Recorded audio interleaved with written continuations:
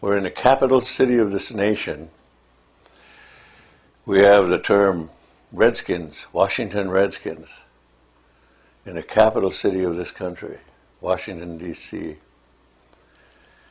At the same time, all these leaders go every Sunday to watch the Redskins.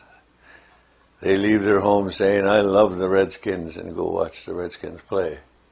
In the dictionary identifies the term Redskin as a term that denigrates Indian people. So the government has passed a mandate that institutions and schools who get government funds should abolish their mascots, Indian mascot images and racist slogans that they have. And a lot of people, even Indian people, may not feel offended by it. But if you know your ceremonies and your culture, you'll know the offense takes place and it's obvious. So I think there's a time when all racism in sports will be abolished. It's moving slowly across this country and educating people. And in a world where we need to build on mutual respect, we first have to get rid of racism in sports, mascots.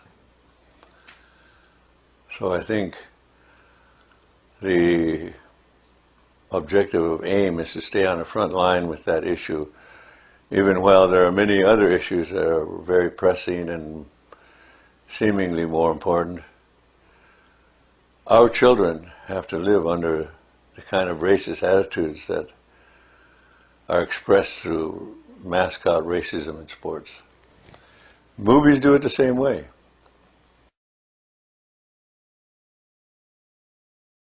When I began to read about Bobby Sands and what our brothers were doing there, I see that. And then when I learned of the Gaelic language, of their slogan, Chucky Our Law, we will have our day, I think our struggles are common, and that in the name of Chucky Our Law, Mitakuyasin, it's the same. We will have our day too. And we were told long ago that we would see America come and go. I often wondered what generation that would be.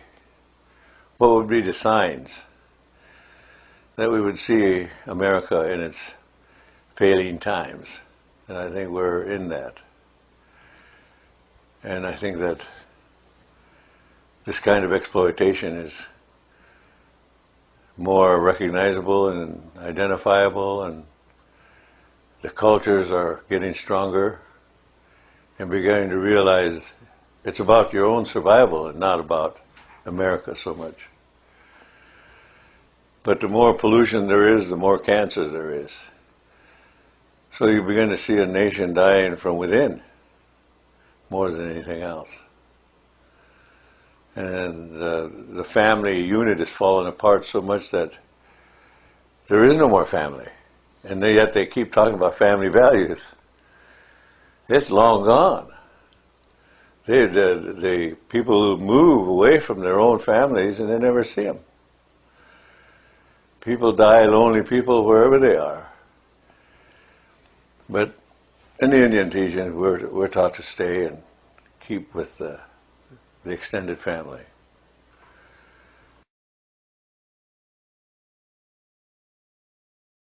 Mitagyapi, my relatives in Ireland. Chazemita kankiduta Dakota oyate himiyelo. I'd like to extend my greeting and introduce myself as you know me and when I met you as Red Crow. Many years have passed since I spoke with many of you, and especially the special meeting with Jerry Adams. and also at a later time a special meeting with Martin McGuinness. We are all in a struggle in this world.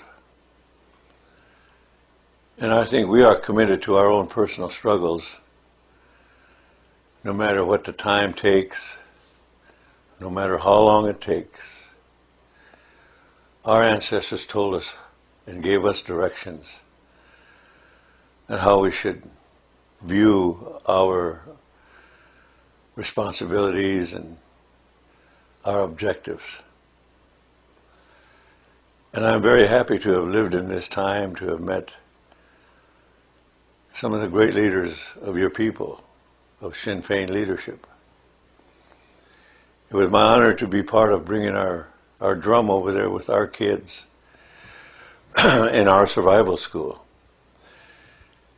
And I remember the day we were singing the drum outside of Armagh prison. And British troops came and put the guns on us and told us to leave, and we didn't even move. What were they going to do right there? But we finished our song. And that song rang out through that prison, I understand, to everybody in there.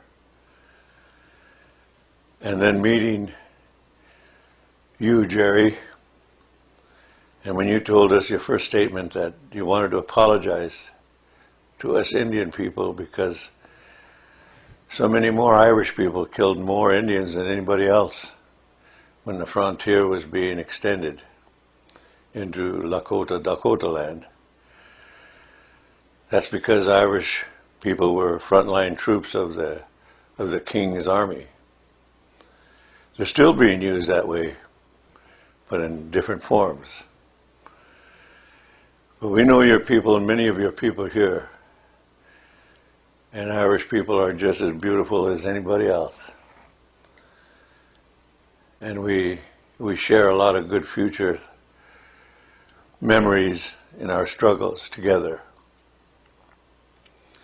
I've been to Amazon jungle in Brazil and spoke to leaders there, Indian leaders. I've been to Hawaii, and I've been to Central and South America and South Pacific Islands. And there's a larger struggle going on for all of us. And I think our ways are part of a diverse world that needs respect. Our ways need respect much like yours.